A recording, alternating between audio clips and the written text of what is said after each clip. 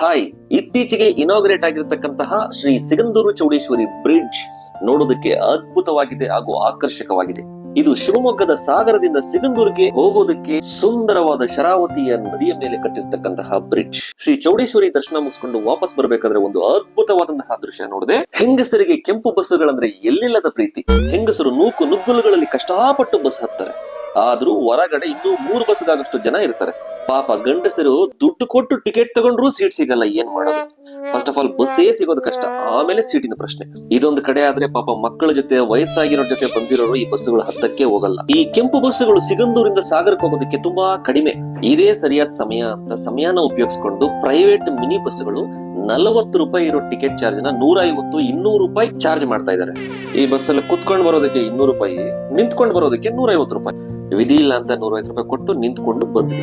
ಸಿಗಂದೂರಿಂದ ಹೊರಗಡೆ ಬರೋದಕ್ಕೆ ಟ್ರಾನ್ಸ್ಪೋರ್ಟೇಶನ್ ಸೌಲಭ್ಯ ಅಷ್ಟು ಉತ್ತಮವಾಗಿಲ್ಲ. ಟ್ರಾನ್ಸ್ಪೋರ್ಟೇಶನ್ ಸೌಲಭ್ಯಗಳು ಜನಕ್ಕೆ ಮಾಡಿಕೊಟ್ರೆ ತುಂಬಾ ಅನುಕೂಲ ಆಗುತ್ತೆ, ಇಲ್ಲ ಅಂದ್ರೆ ಜನಕ್ಕೂ ಕಷ್ಟ ಆಗುತ್ತೆ.